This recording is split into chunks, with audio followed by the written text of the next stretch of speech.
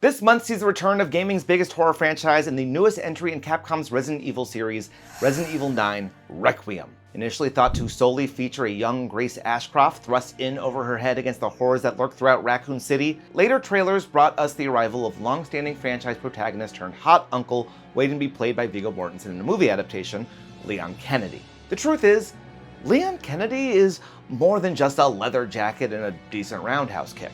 Whether you realize it or not, the character finds themselves entrenched in some of the biggest pivots in the series' history, used almost as a tuning fork of sorts to determine the tone of each game. Case in point, our upcoming Resident Evil release. Director Koshi Nakanishi stated that they chose Leon as a co-lead instead of the sole protagonist, since the series has leaned further towards horror in recent years, and his competence and general butt-kickery doesn't really fit the horror tone they are looking for. So let's take a look back at the history of Raccoon City's favorite son. From rookie cop having the worst first day on the job in history, to long-standing staple and one of Capcom's most recognizable faces, with its chiseled jaw, silky swooping hair, eyes you can just get lost in. Let's start at the beginning, with Leon's first appearance in 1998's Resident Evil 2. Rookie cop Leon Kennedy joins forces with college student Claire Redfield, sister of the RE1 protagonist Chris Redfield, to survive a zombie outbreak in Raccoon City caused by the Umbrella Corporation's T-Virus. In searching for survivors, they discover the creation of the G-Virus, capable of turning people into super bioweapons, encounter the Tyrant sent to seek out the G-Virus and basically f*** up your day, and eventually escape the city. Cue Sonic Adventure 2 baseline here. The game began development not long after the first Resident Evil, and ran into some issues. Notably, director Hideki Kamiya and producer and series creator Shinji Mikami had creative disagreements throughout the process, and after being approximately 60 to 80% of the way through, they scrapped the whole idea and restarted. This original version would later be dubbed by Mikami as Resident Evil 1.5, which isn't a crazy naming convention in the post-Kingdom Hearts world we live in. One of the big changes was to Leon Kennedy, who was in the original version, but pictured as a veteran cop instead of the rookie we ended up meeting in RE2.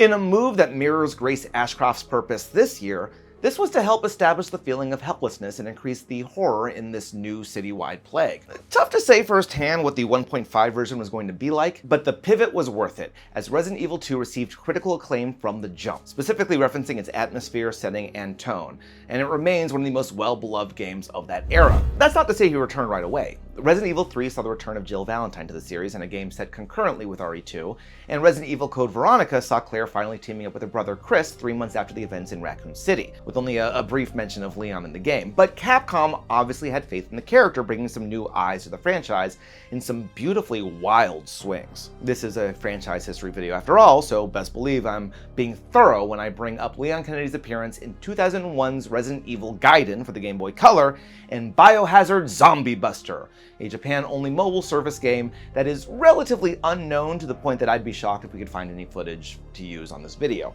Both are non-canonical, and I bring it up because A, I'm a sucker for obscure gaming trivia, and B, it does show Capcom testing the waters to see if Leon Kennedy can continue to front this franchise alongside seasoned veterans from the first game. Gaiden reviewed poorly, and I'm not sure Zombie Buster even was reviewed in the first place, but they did pave the way for his return to the mainline games with Resident Evil 4. In 2005, Leon becomes the version of this character we all recognize most, a US special agent on a rescue mission in Spain, surviving hordes of crazed villagers, dark cultists, and one big ugly fish. Reuniting with Ada Wong, a side character from the previous game, double-crossing spy and will-they-won't-they interest in Leon's story, and Jack Krauser, a former partner of Leon's thought dead, they attempt to rescue the president's daughter Ashley Graham from a mysterious cult known as Los Illuminados. The gameplay-wise, Leon finds himself at the center of a major shift in how it plays. Gone are the pre-rendered backgrounds and set camera angles, replaced with a more action-oriented over-the-shoulder camera. The game focuses more on precision gunplay, close-quarter tactics, and a different relationship with fear. Leon has now evolved in the series, framed more as an action hero, and less as a nervous rookie just trying to survive. The change seemed welcome, with Leon finding himself the face of another hit. To this day, it is widely considered one of the most influential games of all time and received multiple perfect scores, and with its success, Leon was very much entrenched as a de facto lead of the franchise.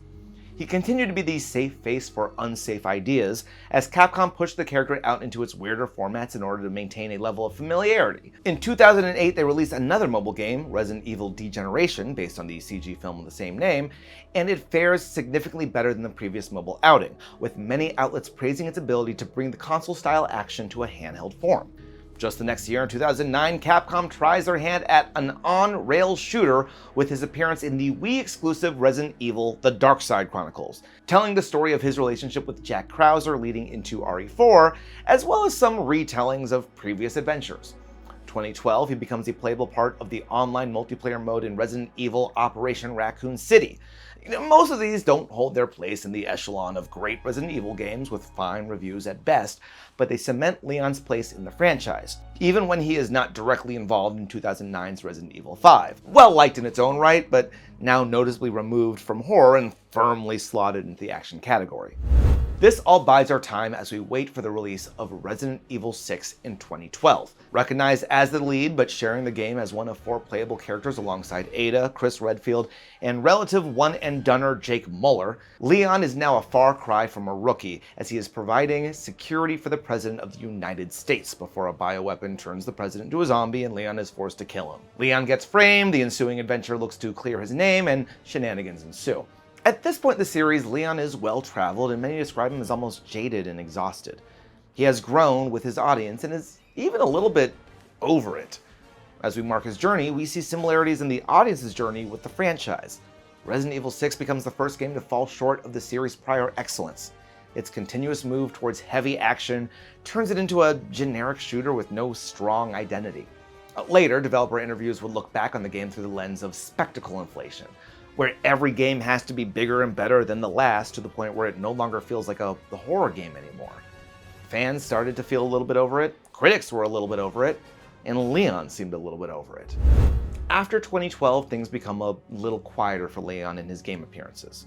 In 2016, we see some small appearances here and there in crossovers and cameos like Project X Zone 2 and an addition into Dead by Daylight, but the following year, the mainline series returns with 2017's Resident Evil 7 Biohazard, or as it's titled in Japan, Biohazard 7 Resident Evil, which honestly always makes me laugh. Now, Leon Kennedy is not in this one, but it does feel important to bring it up because it marks a return to the series' horror roots, arguably with something even more frightening than they had ever done before, and the introduction of the RE engine, which gave the developers a whole new toolset to play with. RE7's success sets the stage for the remake era, which could have gone back to the original game, but notably chose their poster boy Leon to set things up instead with the remake of Resident Evil 2 in 2019. Framed as a ground-up rebuild, Leon finds himself in front of yet another new initiative in Capcom's approach, and yet another success story with over 13 million units sold as the highest-selling game in the franchise to date.